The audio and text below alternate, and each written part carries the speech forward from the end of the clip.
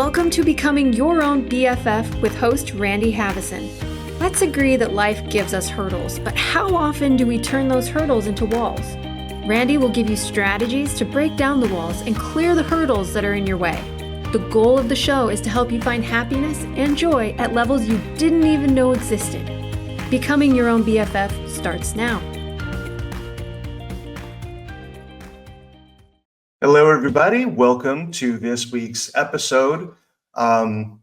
It's early in the morning here. Woke up earlier than usual, and I want to talk about this. I think this is going to make for a good episode today.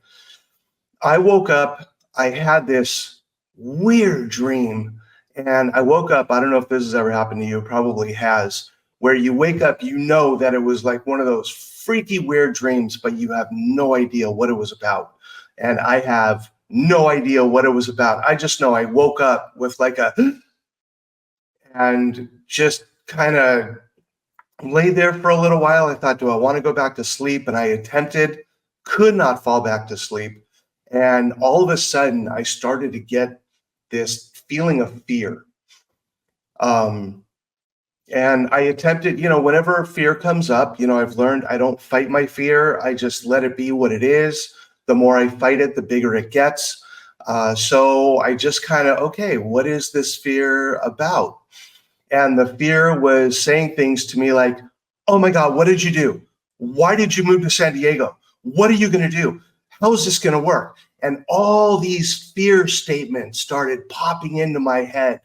And it kind of freaked me out. And I realized this is normal. When a big change is made in your life, it's very common and normal to have kind of that buyer's remorse type thing. Whether you're buying a house, you buy a car, you're in a relationship, you move, whatever it is, there's that period of time or that moment where it's like, oh my God, what did I do? And I had that this morning. So I guess, part of the message here is, I've been doing this stuff a long time. I feel like I have really solid self-esteem. I feel good about who I am, where I fit in the world, filled with gratitude and happiness and, all that stuff that we want. But I still get scared and I still get insecure at times. And at times wondering, what the hell am I doing? So I want you to know you're not alone. This is something we all deal with. This is part of the human experience. And especially when you make big leaps, the leap of faith, it can be very daunting. It can be very scary. So that's when I rely on one of my core values, which is courage. And I think courage is really important to have. And I find that people mix up what courage is really all about. A lot of people think that courage means that you're walking into something and you're not afraid, that you're just going for it. And that's not true at all. Courage is actually, and how I define it, courage is action in the face of fear. That we feel the fear, but we do it anyway. Before I get on stage, when I'm doing presentations to audiences, whether it's a high school, a college, business, I want to start doing retreats, but it happens every time, no matter what the audience is. Before I begin, I get terrified. I want to run away. It's like, I don't want to do this. Can I just go work at like Trader Joe's or something? And there's a part of me that just wants to run away. But my courage says, you're going to be all right.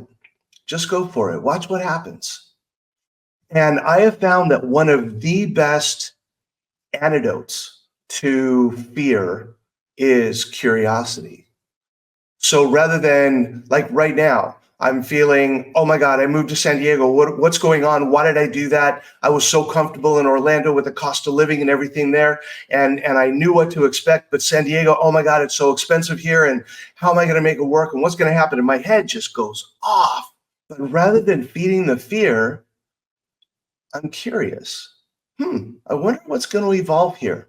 There are a lot of opportunities that have kind of put themselves in my path. I wonder which one is going to take off. I know it will. In my heart, I know that this is where I'm supposed to be. I know, a knowing. It's not, I think I'm in the right spot. I know that I'm exactly where I need to be right now. And that's such a calming type of an experience. And when I look at it as I'm curious to see what's going to evolve, then the fear kind of goes, but, yeah, I wonder. So the next time you feel afraid about something, turn that into a curiosity. I wonder how this is going to turn out. I wonder what's going to happen. Kind of like when you're in the middle of a suspenseful movie and it's like, oh my God, what's going to happen next? Have that kind of a feeling to it. Because here's the thing, and I'm sure you have experienced this. I know I have. When I step into a new situation and I'm scared, and then I get curious, but I know it's going to be all right. This is where I need to be. It works out, and it works out better than I could have even imagined. And I'm excited, and I'm really excited to share this journey with you. You know, as you're making changes and transitions and all these things going on in your life, I'm doing it too. So we get to go on this journey together. And actually, one of the things that I just started doing, I have a club, Club 528. And it was my idea a while back to start a community of people who want to build self-esteem. They want to connect with others. I find that these days, especially after the pandemic, people are lonely and they want connection with others, but they're not sure how to do it. So I'm creating Club 528 as a way for people to connect with each other. And you can share your thoughts and share your successes and share your struggles, so we can all support each other and be a part of this community. So I really like the concept, and it's starting to turn into a reality. And I'm excited about that. Because when we're feeling afraid, it's so cool. You know, how many times have you been in a situation where you felt afraid about something and you shared it with someone else and they gave you feedback and you talked through it, and all of a sudden it wasn't as scary anymore? And that's what this community is about. And when I talk about a lot of people these days are lonely, I have learned that there's a huge difference between being alone and feeling lonely. And one of the reasons I came up with Becoming Your Own BFF is that when you are your own best friend, you might be alone, there's no one else around, but that feeling of lonely goes away. You know, I haven't been lonely in years, decades, and plenty of times when I've been alone. You know, I'm here in San Diego. Most of my time is spent alone right now. You know, I'm starting to make friends and reconnecting with old friends and doing that. But a lot of my time is spent alone. But I don't feel that loneliness because I know at any time I can go hang out with people. You know, I'm a member of 12-step programs, and I can go to a meeting anytime I want. I can walk across the street to the mall and just meet people there. And it's kind of cool. There are a few stores that I really like going into and restaurants. And there are a couple of them where I walk by and the people I have started to get to know are there. And I walk by, I'm like, hey, how you doing? They're like, Randy, so good to see you. And it's kind of fun that I don't feel lonely because I'm already starting to make connections with people. And I find that, you know, here's like a mind-blowing revelation. If you're friendly to people, they're friendly back. You know, there are a lot of people here in San Diego that kind of walk with their head down, or they don't make eye contact with people. And whether it's insecurity or ego or whatever it is, those two are pretty much related. But no matter what it is, they don't want to engage. But for me, you know, I walk by people, I smile, good morning, good afternoon. And I love doing that because sometimes it might be the only smile that somebody sees during the day. So when we're friendly to others, people, for the most part, are going to be friendly back, especially when you walk into a store, a grocery store, a restaurant, whatever it is. You know, the hostess, My favorite restaurant here. God, I'm going to give a huge plug to True Foods Kitchen, man. I love that restaurant. And I just found out they do a brunch on the weekends. Oh my God, it's amazing. I love it. So True Foods is like one of my favorite places to go. And I've gone in and now I know a couple of the hostesses there. And I walk in, it's like, hey, Michelle. It's like, Randy, how you doing today? And I sit down and a lot of times, the first time I saw her, she said, hi, table for one? I said, yep, table for one. How's your day going? She was like, it's going good. I said, oh, I'm so happy to hear that. And that I was probably maybe the first customer who said something to her. And I went into a new bank that I haven't been to, and I opened up an account. And I was talking to the woman, and how do you like your job here? She goes, yeah, I really like it. I like the people here. I said, good for you. And we started talking more, and I found out that, there were some insecurities. She wanted more out of her life. She didn't know how to get it. And I said, I found that for the most part, people tend to get in their own way. She goes, oh my God, I do that all the time. I said, you know what? I'm going to come in the next few days. I want to give you a copy of my book. She's like, really? Oh my God, you don't have to do that. I'm like, no, I want to. And I went in a couple days later and I gave her the book and I signed it for her. And she was like, oh my God, thank you so much. Can I get you a cup of coffee? Because they have this coffee bar there and all these really cool muffins and sandwiches. And I said, no, really, I'm good. But thank you. I appreciate that. But just being nice to people, they're nice back. So do that more often for the server at your favorite restaurant or at your bank, talking to the teller, or the grocery store. Oh, I love going to the grocery store and talking to the people there. One of my favorite things to do is it's like, let me see if I can make the cashier laugh. I love to do that. But even a good morning or a, how's your day going? Because it's part of their job to say, hi, how are you today? But to say, I'm good, how's your day going? They really appreciate that. So make that small little effort. And it's kind of cool to watch what comes back to you. I have found in this lifetime, the more you give, the more you get. And it's kind of cool because the more you give, the less fear takes over. And, the fear happens in our head, but I really feel like if we focus on what's going on in our heart, life becomes a lot more simple. One of the cool things that recently happened, I made a new friend. And she invited me to a book club that she does once a month. And it's tonight. And she said, I want to invite you to the book club. We're reading The Alchemist. I was like, oh, I love that book. I haven't read it in like 30 years, 20 years. But I just love that, probably 20. I don't know. I barely remember what I had for lunch yesterday. I'm trying to remember how long ago I read a book. Anyway, I'm rereading it and I'm learning all these new things from the book, and I haven't finished it. And there's a part of me that says, oh, you haven't finished the book. How are you going to go to the book club? But it's like, I read as much as I could until now, but I'm really looking forward to connecting with like-minded people, because if you're reading The Alchemist, it means that you're in this state of exploration. You're in a state of personal growth and development.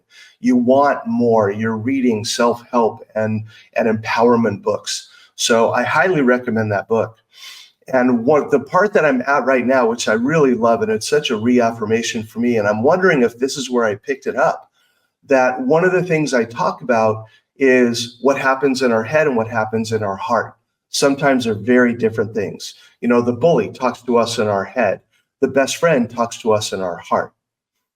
So, and an old Chinese proverb that I heard a long time ago says the longest and most difficult journey we ever make in our lifetime is from our head to our heart.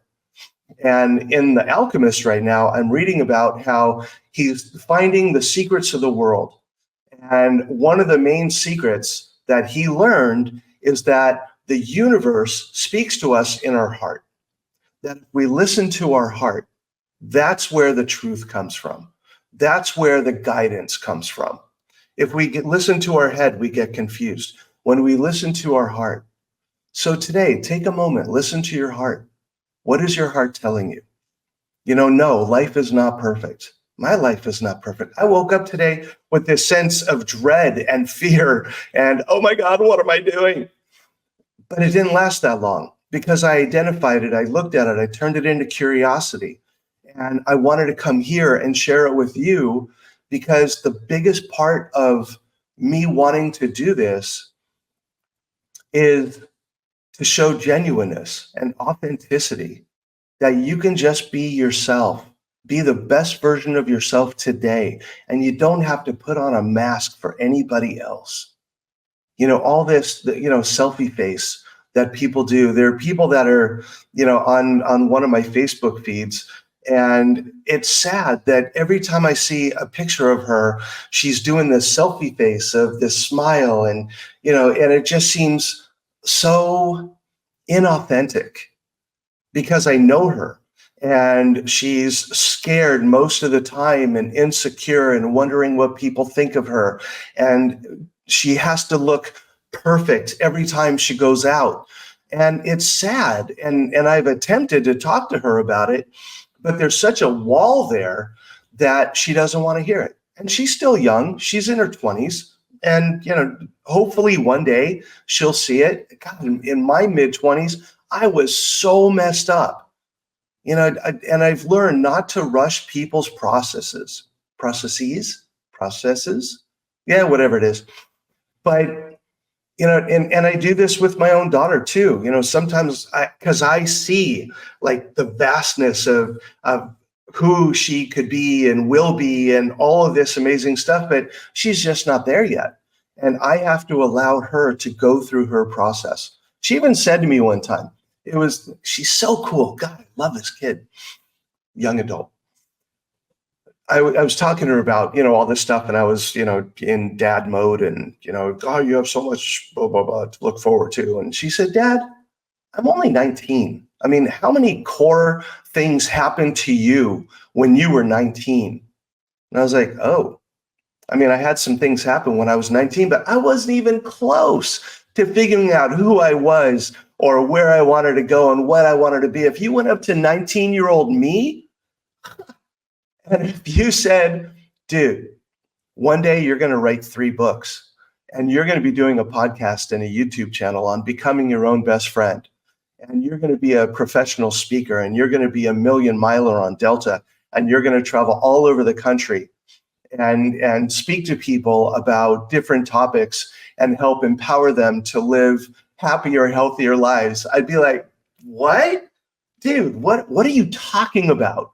So I would be completely clueless. I would have thought you were high or that something was wrong with you, because I was not ready to hear that message. So you know what? Give yourself a break. If you're not quite there yet, if you are thinking, oh, I want to go do this. Okay, well, what are the steps you need to take? And just follow your heart. I have always said I wanted to move back to San Diego. This is my home. This is where I've always felt the most comfortable, the most loved, but I've never lived here before in a state of esteem and a state of knowing. It always felt safe, and it always felt like this is where I need to be, but I didn't know why. Now I know why. This is where my people are. This is, God, the music scene here. Oh, in a couple days, I'm going to go see Joss Stone, who's one of my favorite blues singers, and she's playing at this amphitheater like 3 miles from where I live. And I just got tickets for Santana and Iron Maiden and Hoser. I mean, the concert, the music scene here is so amazing. And I think I talked about this before. I met someone who is introducing me to these musicians. Every Tuesday, they play at a place up in one of the towns close to here, and they just kind of trade off who plays guitar and bass and saxophone and drums. And she said, yeah, I'll introduce you. You can go jam with them. I haven't even been here 3 weeks yet, and I'm already starting to make these amazing connections and concerts and book clubs and jamming with people. I'm so excited. And that so far outweighs the fear. So you know what? I'm going to do what I tell other people to do. I'm going to get out of my own way. and I'm going to have an awesome day today.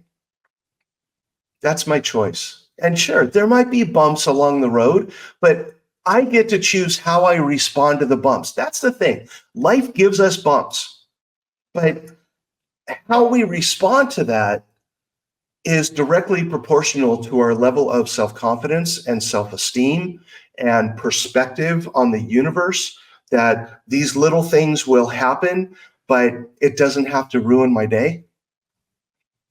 So you have choices today. You get to choose how you want to be in this world, who you want to be in this world. You know, I love the saying, fake it till you make it. If you don't feel like you're not quite there yet, just fake it. When you go to the grocery store or you go to the next place where there's a cashier or someone else, say to them, how's your day going? And watch what happens. It's so cool. I love it. So give it a shot. Do an experiment. Be curious. So today, have an awesome day. Do your best to have an awesome day. I'm going to also.